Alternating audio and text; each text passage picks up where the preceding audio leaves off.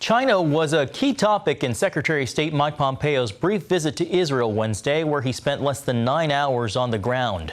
But as Chris Mitchell reports from Jerusalem, the visit dealt with some key political and international issues. For Secretary Pompeo's first visit abroad since the COVID lockdown, his short time in Israel came with a loaded agenda.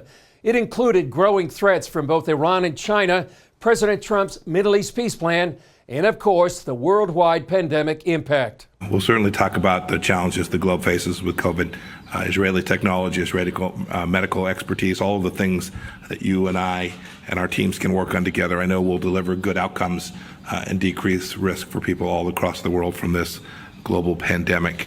Israeli Prime Minister Benjamin Netanyahu gave thanks and the reasons for how the U.S. is working to keep Israel safe from its number one enemy. First, by withdrawing from the dangerous Iran deal. Second, by taking head-on the masters of Iranian terror.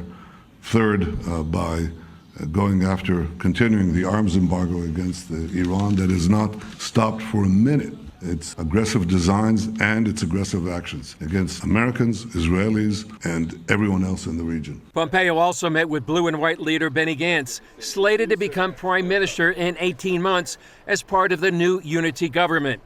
Beyond Israel's domestic policies, Pompeo alluded to a major reason behind his visit, the growing threat of China. They see Israel as a central place for technology, for dual-use equipment, and really tapping into the startup nation. So it's of deep concern to policymakers here in Washington. Mark DUBOWITZ says the U.S. is deeply concerned about agreements between Israel and China, especially a contract giving China control of the country's main port of Haifa for 25 years. The U.S. Navy docks in Haifa, very close to the port that the Chinese are going to be running. And so obviously there's a security concern, there's a political concern. DUBOWITZ says Israel gets the message. They've taken some significant steps in the right direction, including setting up an investment advisory committee, which will review future investments in order to not make the mistake they made with the China port. Security services in Israel are ensuring that the Chinese Communist Party does not use that for nefarious objectives or for intelligence penetration. Pompeo's meeting came on the eve of two milestones: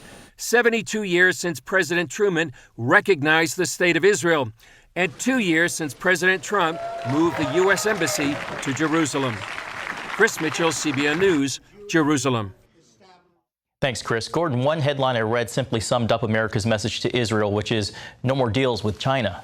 Well, it's a little late on that because they've already signed a deal for the port of Haifa, and that is one of the main calling ports for the U.S. Mediterranean fleet. So that dock is right next to the port of Haifa, so they've already given the contract for that port and the upgrades to the port to a Chinese company.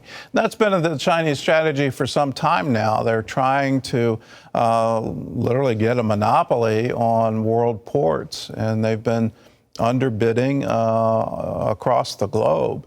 And they come in with these deals where they will essentially finance it for the host nation. But at the end of the day, they control the operations of the port.